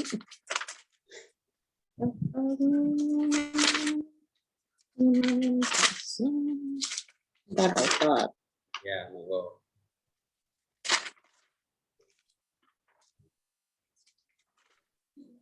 Kok nggak ada ya Pak Ustadz? Di belakang. Iya. Jadi, oke, nggak apa-apa Mbak Lili. Kalau nggak ada nggak apa-apa. Saya sampaikan ya, saya jelaskan sedikit ya, Bapak Ibu sekalian. Jadi, Al-Quran itu dulu di zaman Rasul. Ya udah terus. Gimana Pak? Maaf. Iya, nggak apa-apa. Saya terusin ya. Ya. Ya, di zaman Rasulullah, di zaman Rasul ya, jadi sahabat yang masih hidup bersama Rasul, itu sahabat Rasul yang paling ahli dalam menafsirkan Quran adalah salah satunya Abdullah bin Abbas. Namanya Abdullah bin Abbas. Dia salah satu sahabat yang diandalkan banget sama Rasul untuk menafsirkan Quran, gitu, ya, di zaman Rasul. Nah, setelah para sahabat wafat, ada zaman yang namanya tabi'in, ya, zaman sahabat setelah sahabat, gitu ya. Terus tabi'ut tabi'in, pengikut para sahabat dan seterusnya. Jadi bisa jadi ya setiap mufassirin, setiap ahli tafsir bisa jadi menafsirkan dengan makna yang berbeda. Kalau menurut saya hikmah tuh begini loh. Kalau menurut si B hikmah tuh begini. Terus kita menyikapinya kok lain sih? Bukan begitu menyikapinya. Cara menyikapinya gimana? Oh, ternyata kata hikmah ini maknanya tuh banyak. Ya. Jadi ketika ada perbedaan, inilah memperkaya hasanah kita tentang makna kata hikmah. Ketika kata hikmah disandingkan dengan urusan dakwah, maka yang dimaksud hikmah di sini adalah kemampuan kita berdakwah dengan menggunakan kata-kata yang tepat, waktu yang tepat, dan cara yang tepat, gitu. Ya, jadi menambah hasanah nih. Oh, di saya kok artinya 269 itu hikmah ialah kemampuan untuk memahami rahasia-rahasia syariat agama, gitu ya. Nah, itu berarti tafsirnya Ibnu Katsir tuh, Pak Didi. Ya, nanti ada lagi Al-Qur'an tafsir At-Tabari. Ada lagi Al-Qur'an tafsir dari yang lainnya. Nanti kalau Mbak Lili pengen tahu tafsir yang lain, silahkan baca tafsir yang lain. Insya Allah tidak bertentangan, tapi justru memperkaya hasanah kita tentang makna kata hikmah. Jelas? Jelas. Kalau nggak salah ada juga artinya bijaksana ya Pak. Ya, nah itu tuh bijaksana yang Mbak Mita bilang, itulah yang dibahas dalam dunia ilmu. Jadi bijaksana itu apa sih? Bijaksana itu menempatkan segala sesuatu sesuai dengan tempatnya. Meletakkan sesuatu pada tempatnya gitu. Maksudnya tadi tuh waktunya, ya, momennya, caranya, pemilihan katanya, gitu loh. Gitu ya Mbak Lili ya. Oke. Ya, sekarang lihat ya Mbak Luki berikutnya nih. Berdakwah harus berilmu. Tadi sudah kita bahas surat 17 ayat 36. Oke. Dan salah satu ilmunya adalah tadi ya, jangan mencela Tuhan-Tuhan mereka. Itu salah satu ilmunya. Yang kedua, karena setiap kita berdakwah pasti diterima nggak sama orang yang kita ajak? Belum tentu. Nggak selalu, ya. Nggak selalu dakwah kita itu diterima oleh orang. Berarti ada potensi dakwah kita ditolak. Seperti ditolaknya Nabi Nuh oleh umatnya. Kan gitu ya.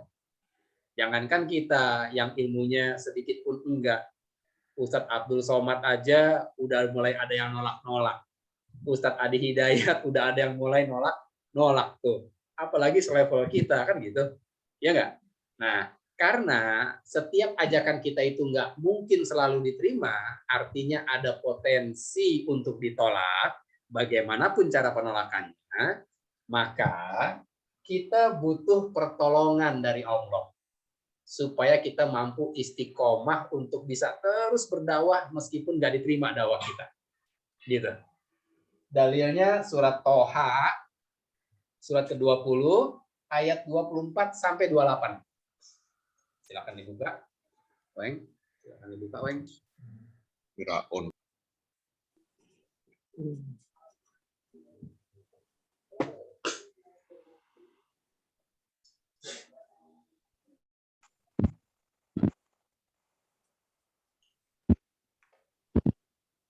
Mbak Niki masih monitor nggak, Mbak Niki?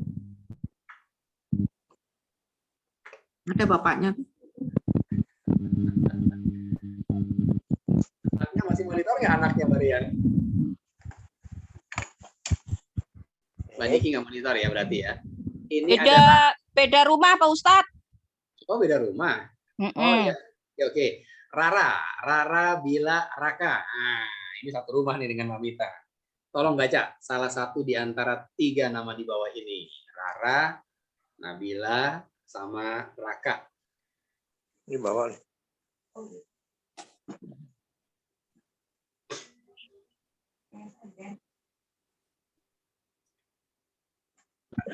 Maaf Pak Ustadz, sambil ngajak main anak soalnya. Oh iya, nggak apa-apa, Mbak Niki ya, nggak apa-apa. Ya, keren loh ya, sambil ngurusin anak, terus sambil ngaji juga. Itu pahalanya gede banget Mbak Luki. Ya, benar kan? Amin.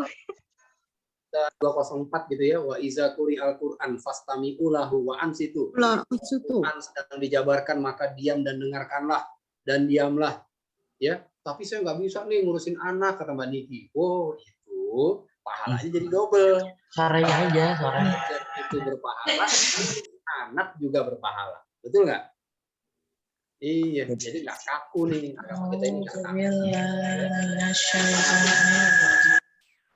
Artinya. Ya, silakan Mbak Rara dibaca. Pergilah kepada Fir'aun, dia benar-benar telah melampaui batas. Dia Musa berkata, ya Tuhanku, lapangkanlah dadaku, dan mudahkanlah untukku urusanku, dan lepaskanlah kekakuan dari lidahku, agar mereka mengerti perkataanku. Iya. Coba baca Arabnya, saya rasa ya hafal nih ayat ini. Marara, Ya Fir'aun innahu qala rabbis shrah li sadri wa yassir li amri wahlul 'uqdatam min lisani yafqahu qawli. Apa tuh artinya tuh? Pergilah kepada Fir'aun, dia benar-benar telah melampaui batas. Dia Musa berkata, ya Tuhanku, lapangkanlah dadaku, dan mudahkanlah untukku urusanku, dan lepaskanlah kekakuan dari lidahku, agar mereka mengerti perkataanku. Ya kan? Hafal kan, Marara kan? Rabbis rohli sodri wayasirli amri wahlul 'uqdatam min lisani yafqahu qauli. Tuh, ya. Jadi ini adalah doa yang dibaca oleh Nabi Musa ketika Allah perintahkan Nabi Musa untuk face to face berhadapan dengan Fir'aun. Coba lihat Fir'aun, Mbak Lili. Fir'aun kan udah kita nggak usah bahas deh ya, kayak apa kelakuan beliau, gitu kan? Ya ini bukan orang sembarangan nih, orang yang kejahatannya di atas rata-rata manusia biasa. Ya, menghadapi Fir'aun yang kejamnya luar biasa saja, lihat ayat itu. Ya, apa kata Allah tadi itu? Ya, innahu togo izhab ila Fir'aun. Pergilah kamu menghadapi Fir'aun, kata Allah. Ya, innahu togo, sesungguhnya dia udah keterlaluan, dia udah kelewatan, kata Allah. Kenapa kelewatan? Karena sudah mengaku dirinya Tuhan. Coba pertanyaannya, ini perintah gampang atau susah nih Mbak Luki? Menghadapi pemimpin yang zolimnya luar biasa. Ini perintah biasa atau luar biasa nih Mbak Luki sulitnya? Luar biasa sulit. Ini sulit banget, tingkat kesulitannya tinggi gitu. Sementara Nabi Musa punya kekurangan secara fisik, bukan fisiknya, tapi Nabi Musa itu ya kekurangannya adalah dia kalau ngomong gagap, gitu Mbak Lili.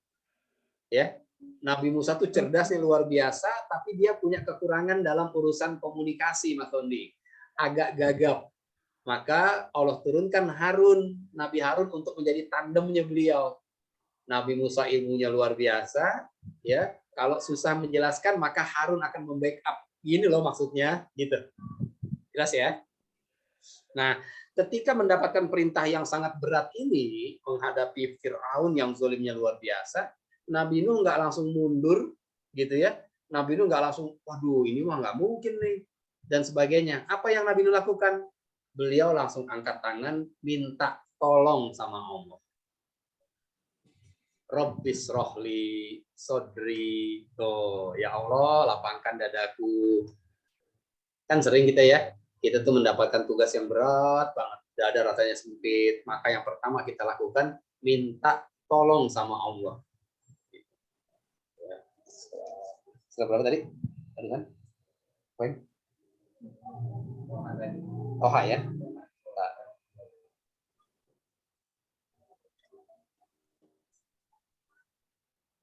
Ya kan betul ya, Mbak Luki, ini kan doa yang biasa dibaca ya anak-anak kalau sekolah ya. Rabbis rohli sodri gitu. Ini doanya Nabi Musa yang mengajarkan kita untuk selalu minta tolong sama Allah untuk menghadapi segala sesuatu, termasuk dalam berdakwah. Jadi kalau Mas Tondi pengen nasehatin Mbak Ulfah nih, gitu ya, jangan langsung nasehatin, ngumpet dulu di kamar doa. Rabbis rohli sodri wa yassirli amri wahlul 'uqdatam min lisani yafqahu qawli. Ya Allah, tolong banget ya Allah, biar Ulfah tuh gampang ngerti apa yang saya maksud. Saya kadang-kadang pengen ngomong A, malah Z yang keluar dari mulut saya. Nggak apa-apa deh begitu, yang penting Ulfah ngerti ya Allah. Gitu tuh kira-kira maksudnya tuh. Ya, kan sering ya, kita maksudnya pengen ngejelasin begini, tapi yang keluar malah begitu. Akhirnya istri kita emosi. Maksud kamu apa sih? Gitu. Nah, mulai sekarang, sebelum berdakwah, sebelum memberitahu tentang kebaikan kepada orang lain, biasain minta tolong dulu sama Allah. Rabbis rohli, sodri, wayasirli, amri, wahlul uqdatam min lisani yafqahu qauli. Itu ya.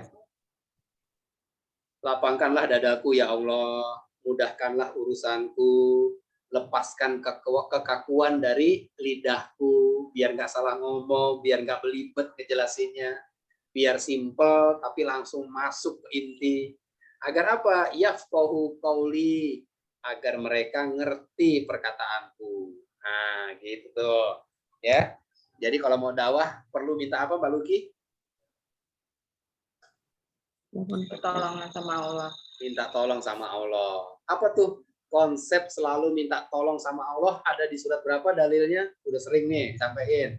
Ayo. Siapa yang tahu? Pak Taufik, Mbak Ria, Mas Doni. Mas Doni.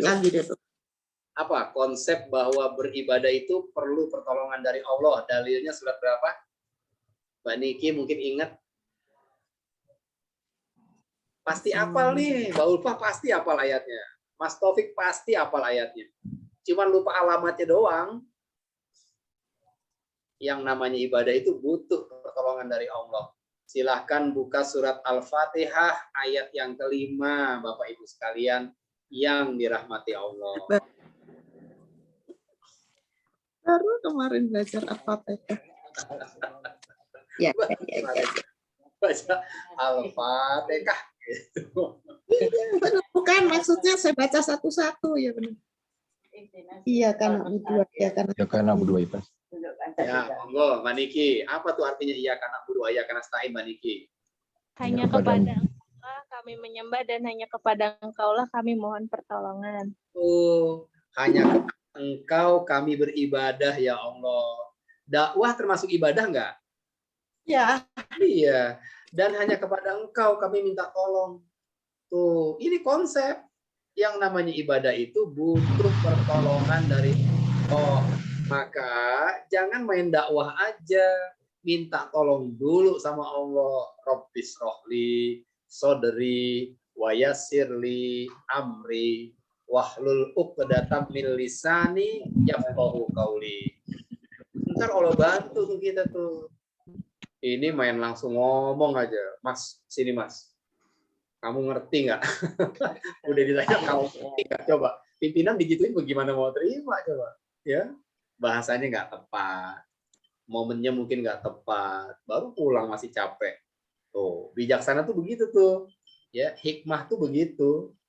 Kalau kita ingin menyampaikan, tunggu suami kita istirahat dulu. Kalau mau bilangin ke suami, gitu kan? Begitupun sebaliknya. Jelas sampai di sini? Jelas ya? Terus berikutnya, poin penting dalam berdakwah. Surat Toha juga masih surat yang sama, ayat 44.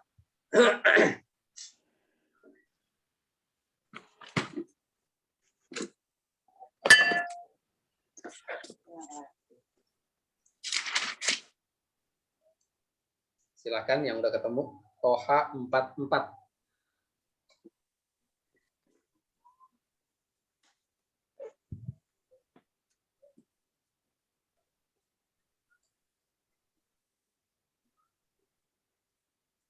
Surat keberapa Pak Ustadz?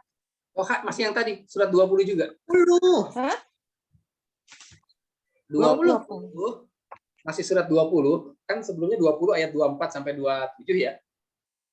28. Yeah. Nah, sekarang ayat 44 ya. Sudah ketemu? Ini kalau Lian ini siapa ya? Dua-dua Lian? Mas Joni. Mas Joni, Mbak. Istrinya Pak. Ibu Joni. Oh, Bu Joni. Pakai akunnya istri. Iya, iya. Saya maafin Mas Joni. Mas Joni yang baca deh kalau gitu. Saya pakai aja. Ayo Mas Joni, tolong baca Mas Joni. Maka berbicaralah kamu berdua kepadanya, Fir'aun, dengan kata-kata yang lemah lembut. Mudah-mudahan dia sadar atau takut. Tuh. Faqula lahu qawlan layyinan la'allahu yatazakkaru aw yakhsha, kata Allah. Ini masih perintah tentang Nabi Musa dan Harun nih, ya. Ketika diperintahkan berhadapan atau menghadapi Firaun, apa tuh pesan Allah tuh? Maka berbicaralah kamu berdua. Yang dimaksud berdua di sini Nabi Musa dan Nabi Harun, Mas Tondi maksudnya. Ya. Terus berbicaralah kamu berdua kepadanya. Siapanya di sini? Firaun. Kita paham kan Firaun udah kayak apa tuh kejahatannya. Tapi lihat pesan Allah. Dengan kata-kata yang layyin, dengan kata-kata yang lemah dan lembut. Oh, ya. Jadi, Bapak Ibu sekalian, berdakwah dengan cara yang lemah dan lembut ya oleh para ulama, ayat ini menjadi hukum asalnya dalam rangka kita berdakwah. Hukum asalnya, dakwah tuh nggak bisa dengan kekerasan. Harus dengan cara yang lemah dan lembut, sehingga hasilnya akan lebih mudah dan lebih baik. Kalau toh Fir'aun akhirnya menolak, gitu ya, walaupun Fir'aun akhirnya menolak, nggak menerima apa yang didakwahkan oleh Nabi Musa dan Harun, tapi kan Nabi Musa selamat nggak, Mbak Mita? Selamat. Iya, selamat dengan caranya Allah. Kenapa? Karena Musa ikut apa yang disarankan Allah. Beliau menyampaikan dengan cara yang lemah dan lembut. Kamu nggak gitu. Di sini begitu. Ya. Jadi prinsip dasar berdakwah itu harus dengan cara apa, Mas Joni? Prinsip berdakwah hukum asalnya apa, Mas Joni, kata para ulama? Dengan cara yang kasar atau dengan cara yang lemah lembut?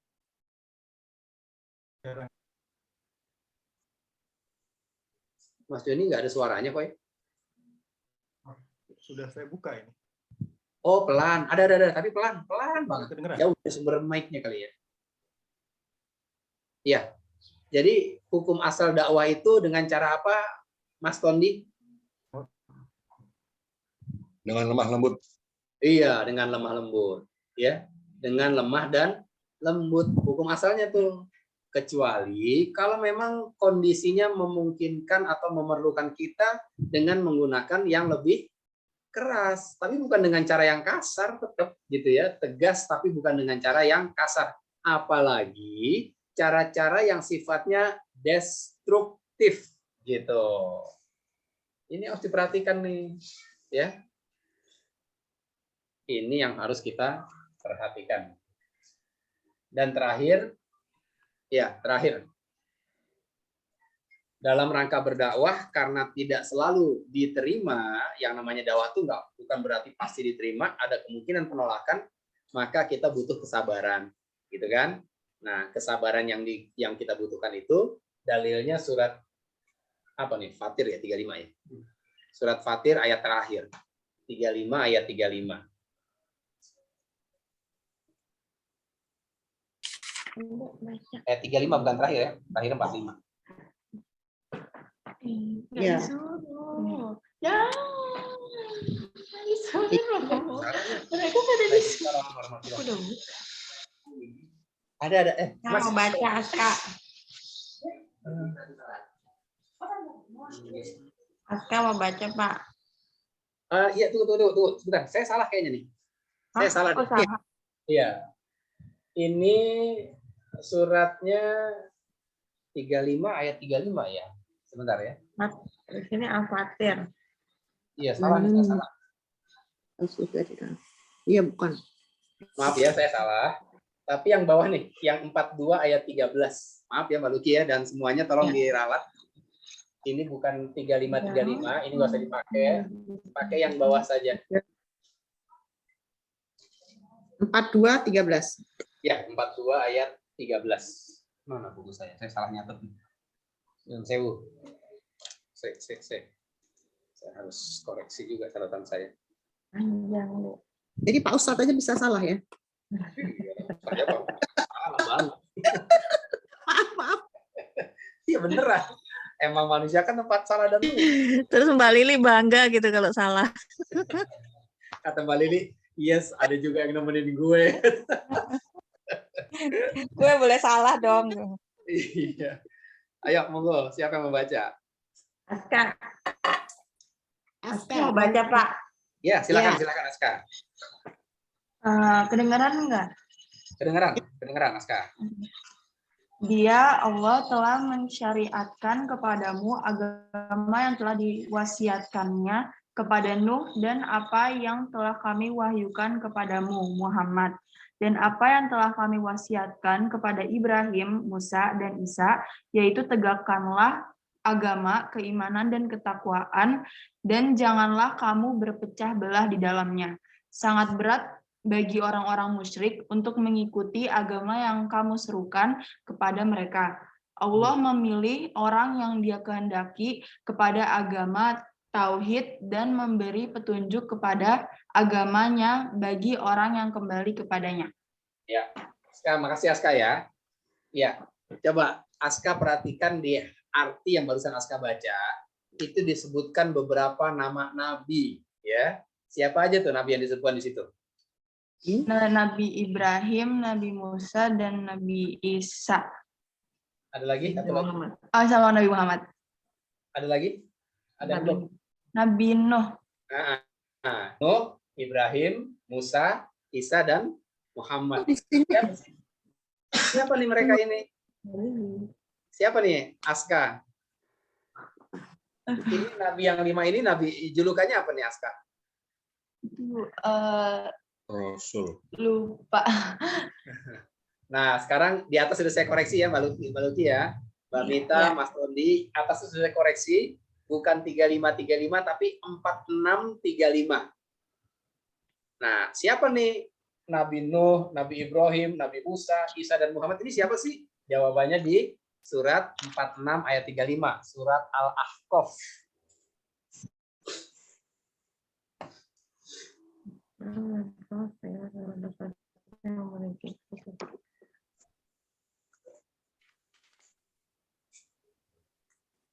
Oh, jadi cuma salah surat.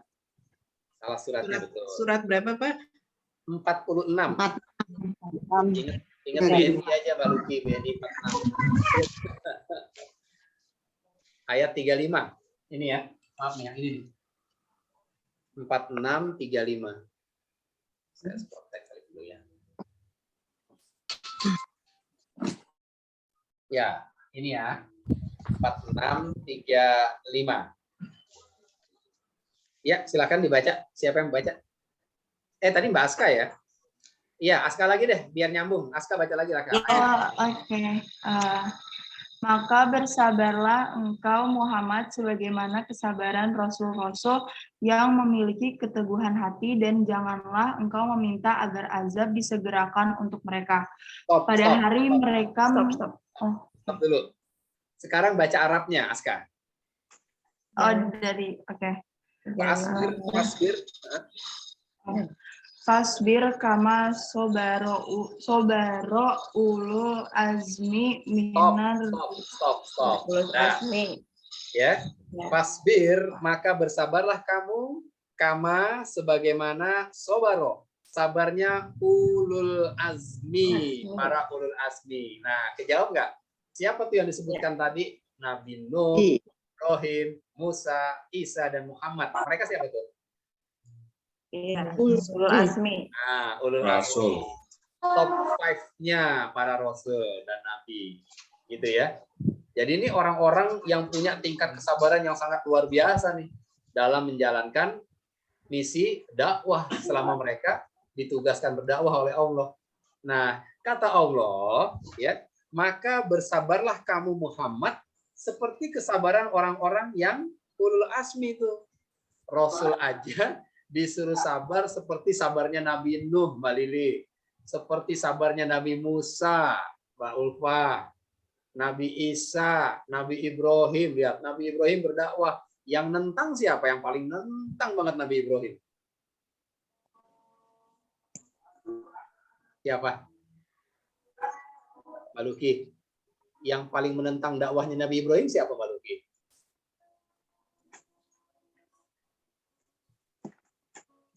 Yang menentang Nabi Ibrahim. Apa ya? Bapaknya Pak Ustadz. Siapa? Bapaknya. Iya. Nabi Ibrahim itu orang yang paling nentang dakwahnya. Bapak kandungnya. Nabi Ibrahim menyuruh nyembah Allah, bapaknya tukang bikin berhala. Kan nyebelin banget ya. Coba bayangin tuh, betapa beratnya perjuangan beliau harus mendakwahi bapak kandungnya, Mbak Luki. Ya, kan berat.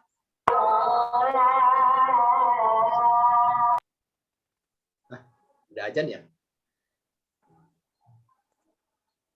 Ya, oke ya. Jadi kita lanjut. Kalau Rasul saja disuruh bersabar sebagaimana sabarnya para ulul azmi, maka kita pun punya perintah yang sama.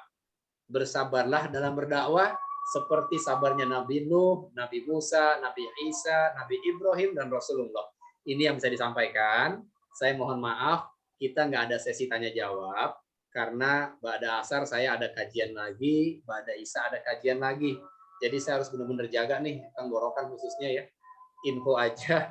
Semalam kajian ditunda satu jadwal karena udah mulai radang Mbak Mita. Jadi tadi malam satu jadwal kita batalkan supaya saya bisa cukup waktu untuk istirahat. Mohon maaf atas ketidaknyamanannya. Semoga apa yang diterima hari ini bisa menjadi ilmu yang bermanfaat buat kita. Al-haqqu min rabbikum fala takunanna minal mumtarin. Semua yang benar datangnya dari Allah. Jika ada hal-hal yang kurang berkenan, saya mohon dimaafkan. Terima kasih. Sekali lagi, keluarga besar,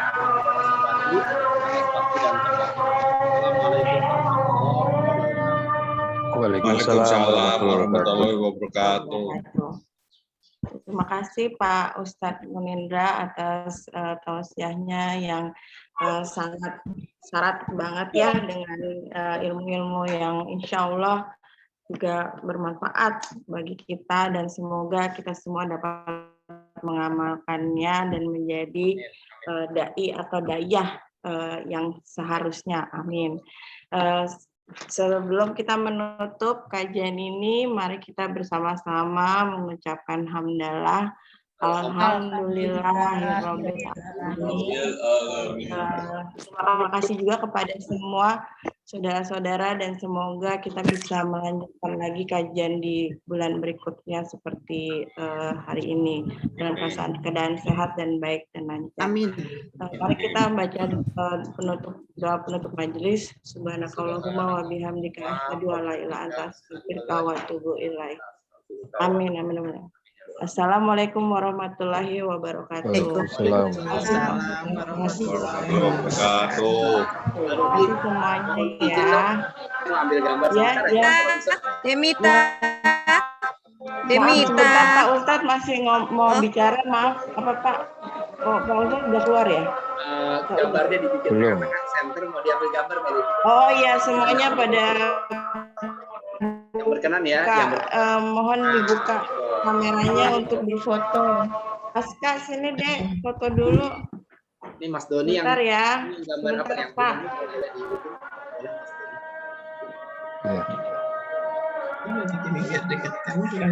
Berdua sama Ibu. Suruh foto. Ibu orang suruh foto. Belum center tuh Mbak Mita kurang kesini dikit. Iya.